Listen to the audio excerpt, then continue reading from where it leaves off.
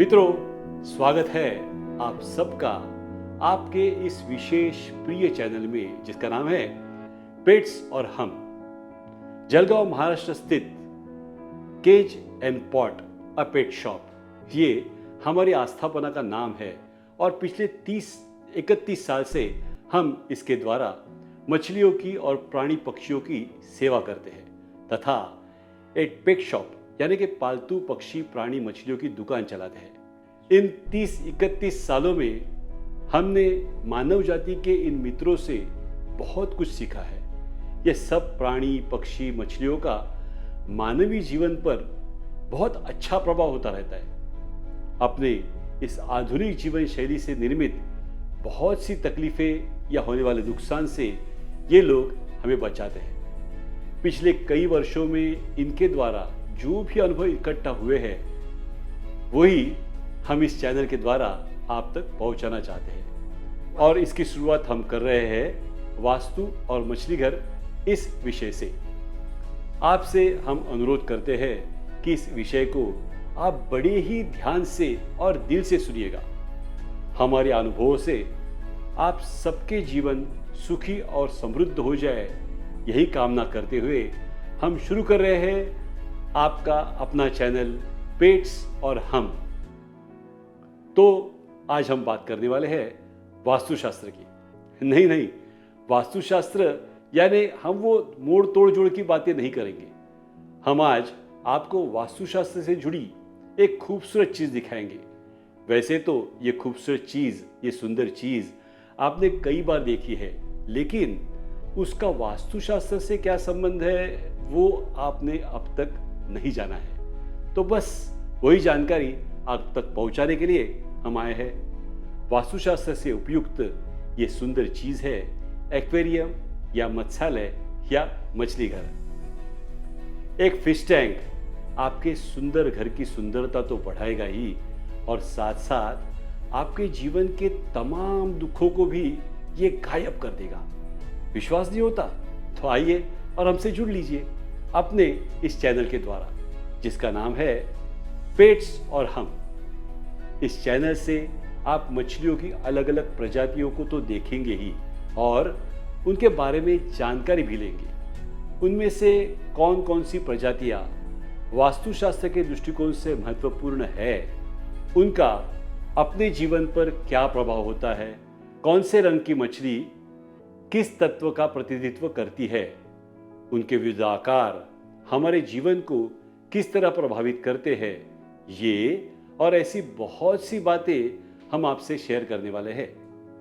एक fish tank, एक मछली घर आपके घर को सजाने के साथ साथ आपके जीवन के सब दुखों को दूर करेगा और उससे आपका घर खुशियों से भर जाएगा।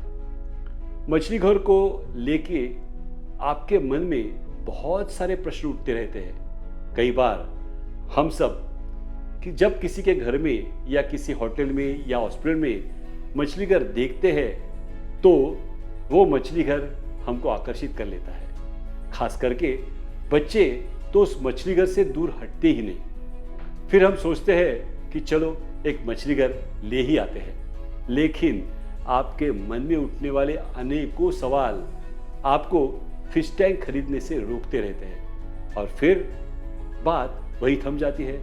तो आइए कुछ ऐसे सवालों पर एक नजर डालते हैं। मछली घर कितना बड़ा होना चाहिए?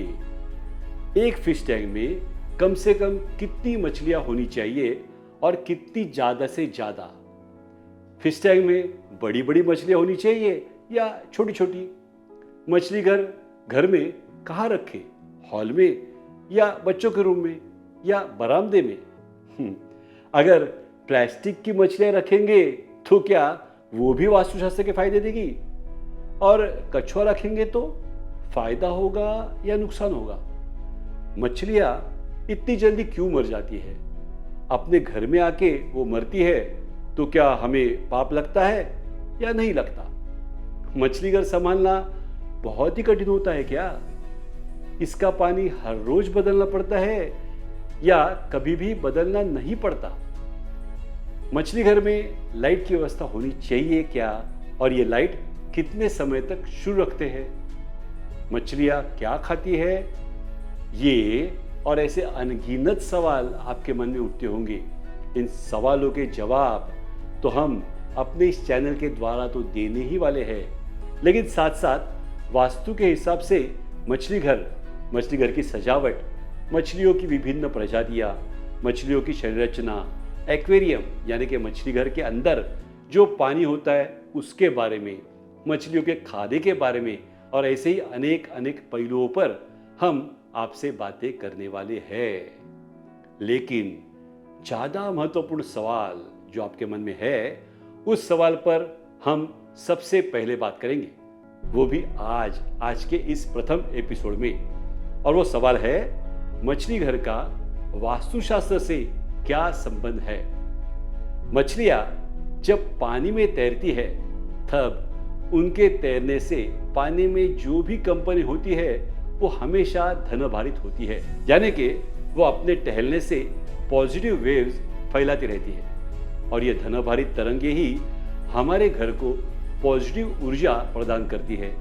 अगर घर में पॉजिटिव ऊर्जा होगी तो निश्चित ही वास्तु पर उस पॉजिटिव ऊर्जा का पॉजिटिव प्रभाव तो पड़ेगा ही, और घर में जो भी ऋणभारित कंपनी यानी कि निगेटिव वेव्स है या घर में दाखिल होती जाती है उनको ये पॉजिटिव ऊर्जा खत्म कर देगी। जैसे कि अगर घर में अंधेरा हो जाए तो हम सब घर में दिए जलाते हैं और फिर अंधेरा दूर हट जाता है, वैसे ही पॉजिटिव ऊर्जा अपने घर की निगेटिव ऊर्जा को गायब कर देती है। अगर निगेटिव ऊर्जा घर से गई तो जाहिर है साथ साथ एक एक करके घर के सारे दुख दर्द क्लेश वो भी गायब हो जाएंगे। मछली की इस विशेषता को अब आधुनिक विज्ञान भी समझ लगा है। इस संबंध में बहुत सारे प्रयोग भी किए गए हैं। आप चाहे तो इंटरनेट के द्वारा इस विषय में खोजबीन भी कर सकते हैं ताकि आपके मन में इसके बारे में कोई भी दुविधा न रहो।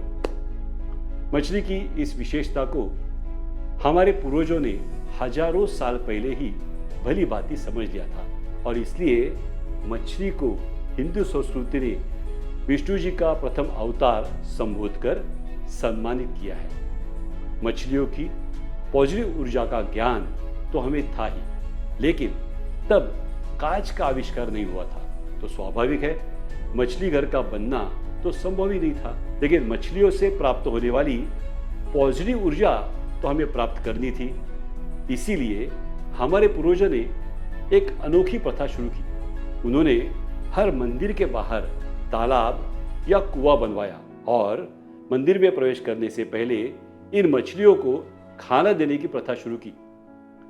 वैसे भी मंदिर जाने से पहले हम अपने हाथ पैर तो अच्छे से धोते ही हैं, यानी कि कुएं या तालाब से पानी निकालते हैं बस।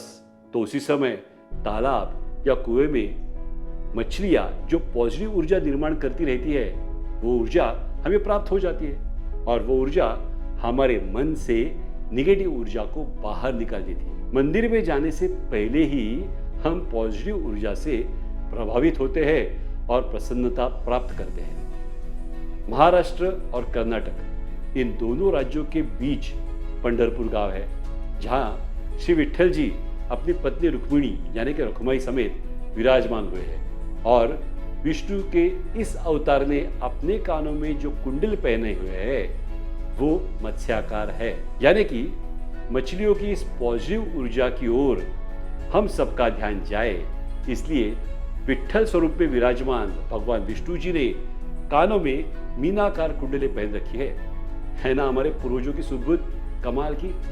तो भगवान विष्णु के इस प्रथम अवतार को प्रणाम करके आज का ये वास्तु और मछली घर का पहला भाग, क्योंकि हम लोग वास्तु और मछली घर में पहले प्रवेश कर रहे हैं, तो इसका पहला भाग हम उन्हीं को समर्पित करते हैं। फिर मिलेंगे अपने इस चैनल के अगले भाग में और तब बातें करेंगे उन मछलियों की जो वास्तुशास्त्र के हिसाब से महत्वपूर्ण तो है ही, लेकिन सुंदर भी है। आपको ये चैनल सब्सक्राइब करना है, क्योंकि इसका कोई भी एक भाग आपसे छूट गया तो कई महत्वपूर्ण बातें आप तक नहीं पहुंच पाएंगी और फिर आप मछली घर का वास्तुशास्त्र के हिसाब से फायदा भी उठा नहीं पाएंगे। इसलिए अभी तुरंत ही ये चैनल पेट्स और हम सब्सक्राइब कीजिए और इस चैनल के द्वारा प्राप्त होने वाली बहुत सी उपयुक्त और महत्वपूर्ण जानकारी का लाभ उठाइए। कमेंट बॉक्स में आपके अभिप्राय जरूर लिखते रहिए। आपके मन में इस विषय में संबंधित जो भी प्रश्न हो वो भी पूछिए। हो सकता है कि दूसरे किसी जरूरतमंद को आपके पूछे हुए इन प्रश्नों से लाभ हो जाए। ठीक है, तो फिर मिलते हैं अगले एपिसोड में। तब तक आज्ञा दीजिए। आपके मित्र नितिन अनंत।